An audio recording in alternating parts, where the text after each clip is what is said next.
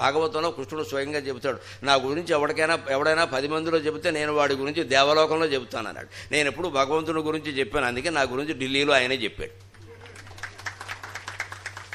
మాట తప్పడు కదా, మనుషులు మాట తప్పుతారు, భగవంతుడు మాట తప్పడండి. నా గురించి ఎవడైనా 10 మందిలో చెబితే నేను వాడి గురించి దేవలోకంలో చెబుతాను ఉద్ధవా. రెండో మాట చెబుతున్నా, నా పేరు మీద ఎవడన్నా 10 రూపాయలు దానం ఇస్తే కృష్ణార్పణమని నేను వాడికి 100 రూపాయలు ఇస్తాను, 10 రెట్లు ఇస్తానని చెప్పి. వాడు ఎంత ఇచ్చాడో అందుకు 100 రెట్లు ఇస్తాను నేను. మూడో మాట చెప్పాడు, చాలా గొప్ప మాట. ఇవాళ శతక సారాంశంగా ముందే మనం చెప్పుకుంటే బాగుంటుంది. మూడో మాట చెబుతాడు. మూడో మాట, చివరి మాట, ఉద్ధవ జాగ్రత్తగా విను. నన్ను ఎవడైనా మనస్సులో స్మరిస్తూ ఉంటే శ్రీకృష్ణ శ్రీకృష్ణ శ్రీకృష్ణ అని, నాకు ఇంకో దారి లేదయ్యా, నేను వాడు ఉన్న చోటే ఉంటా అన్నాడు ఆయన. అంత గొప్ప అవకాశం ఇచ్చాడు. మనం సందుల్లో ఉన్నామా, గొంతుల్లో ఉన్నామా, ఉక్కబోస్తుందా, చలిస్తుందా అనవసరం అమ్మా. మనసులో గోవిందనామస్మరణ మానకుండా ఉంటే చాలు. మనతోనే ఉంటాడు కృష్ణుడు. అప్పుడు మన ఆరోగ్యాన్ని ఆయనే కాపాడుకుంటాడు. ఇంత సులభమైన ఉపాయాలున్నా ఏమీ చేయక్కల, మనసులో స్మరిస్తే చాలన్నాడు. దానికి కూడా బద్ధకమై కొంతమంది మహానుభావులు ఎలా ఉంటారంటే, ఆ స్మరించాలన్నా కూడా దేవుడు అనుగ్రహించాలి. బద్ధకం మేళం అంటారు వీళ్ళని, బద్ధకం మేళం. స్మరించడానికి దేవుడు అనుగ్రహించడం ఏంటమ్మా? ఆకలి వేస్తే అన్నం తినట్లా, ఉప్మా తినాలన్నా కూడా దేవుడు అనుగ్రహించాలని నోరు మూసుకుంటున్నావా? 2 కేజీలు ఉప్మా లాగించేసావు ఇక్కడ. దైవస్మరణ చేయడానికి, పుస్తకం చదవడానికి అప్పుడు దేవుడు అనుగ్రహించేది. కానీ మనకి ఇష్టం లేదు. సొల్లు కబుర్లు చెప్పుకో, ఆశమ్మ బోషమ్మ అంటే 100 గంటలు చెప్పుకుంటారు కూర్చుని ఇక్కడ. దానికి బాగా ఖాళీ ఉంటుంది, బాగా ఉంటుంది. దేవుణ్ణి స్మరించమనేసరికి ఎన్నో జన్మల పుణ్యం చేసుకుంటే ఇంత పొడుగు సాగదీస్తారు ఇక్కడ. అంత అవసరం లేదమ్మా, నువ్వు నోరిప్పితే చాలు ఇక్కడ. లౌకిక విషయాల్లో నోరు మూసుకుని దేవుని విషయంలో నోరెప్పగలిగితే ఈ క్షణం సాధ్యం అవుతుంది, తక్షణం, వెంటనే. మనకది లేదు. మనకది ఎగ్గొట్టామంటే బాగుండదు. అందుకని దేవుడు దయాన్ని తోసేస్తూ ఉంటాం ఇక్కడ. ఆ దేవుడి దయ ఎప్పటికీ ఉండదు. వచ్చే జన్మ కుక్క అయి పడతాం. కనీసం మానవ జన్మైనా వచ్చింది, ఇప్పుడు కుక్క అవుతుంది అక్కడ. ఏం ఉపయోగం? ఆలోచించవలసింది ఇదే. నవరౌక్య కలయ కలద్దెగా కొవ్వూరు పాండితులకు నిలయం, రాజమండ్రి పండితులకు నిలయం. కాబట్టి నేను విజ్ఞప్తి చేస్తున్నా, మీరు రాసే కావ్యాలు, మీరు చేసే అవధానాలు, మీరు చేసే ప్రసంగాలు అన్నీ ముందు సామాన్య జనానికి చేరే విధంగా చేయండి. సామాన్యులకి చేరాలి. పండితులకు కాదు చేరవలసింది, సామాన్యులకి చేరాలి. ఒక అవధానం చేస్తున్నామంటే ఏమీ తెలియని, డిగ్రీ చదువుకునే ఇంగ్లీష్ మీడియం కుర్రాడు వచ్చినా సరే మన పద్యాలు వాడికి అర్థం కావాలి. మనం చెప్పిన 2 మాటలైనా అర్థం కావాలి వాడికి.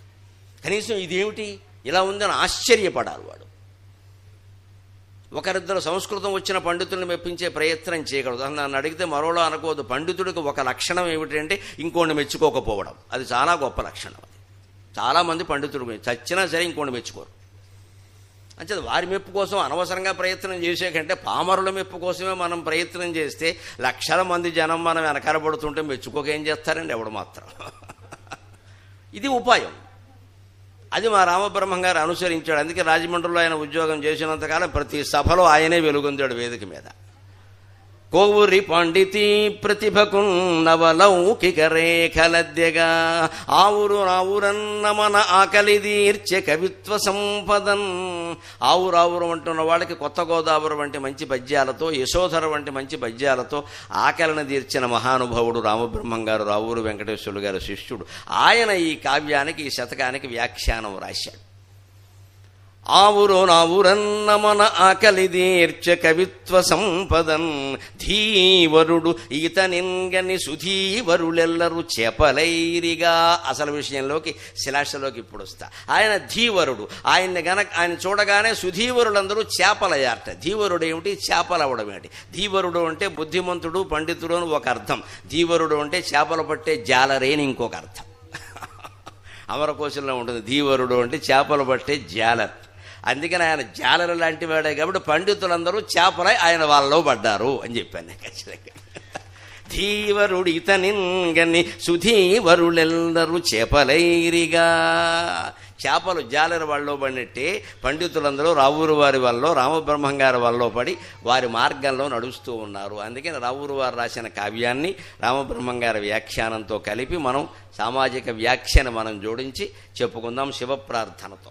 కోవూర్పట్టణవాస శాసిత సురక్షోణీశ చోడేశ్వర కోర్పట్టణవాస శాసిత సురక్షోణీశ చోడేశ్వర ఏవాడేని భవన్మహత్వమగు ఏవాడేని భవన్మహత్వమగు బ్రాహ్మీ సంస్థితిన్ వర్ణనశ్రీ వాల్లభ్యము నిర్వహింపగలడే.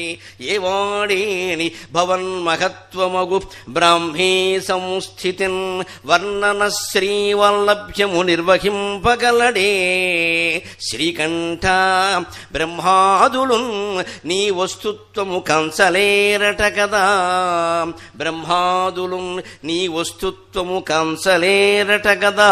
నిత్యత్వ సంభాసిత కోవూర్పట్టణవాస శాసిత సురక్షోణీశ చోడేశ్వర. కోవూరు పట్టణంలో 3 సముద్రాల మధ్యలో ద్వీపకల్పంలా ఉన్న ఈ ప్రదేశంలో 3 సందుల మధ్యలో ఉన్నాం కానీ 3 సముద్రాల మధ్యలో ఉన్న భారతదేశంగా నేను భావిస్తూ ఉన్నాను. భారతదేశం సరిగ్గా ద్వీపకల్పం. ద్వీపకల్పానికి తేడా ఏమిటి అంటే చుట్టూ నీరు ఉండేదాన్ని ద్వీపం అంటారు, తెలుగులో దెబ్బ అంటారు. ద్వీపమే దెబ్బ అయింది. గోదావరి మధ్యలో దెబ్బ అంటే అర్థం ఏంటంటే దెబ్బ చుట్టూ నీరు ఉంటుంది, ద్వీపం అది. ద్వీపకల్పం అంటే ఒక పక్క భూమి ఉంటుంది. సరిగ్గా మన దేశానికి తూర్పు వైపుని, దక్షిణం వైపుని, పశ్చిమం వైపున కూడా సముద్రాలే ఉన్నాయి.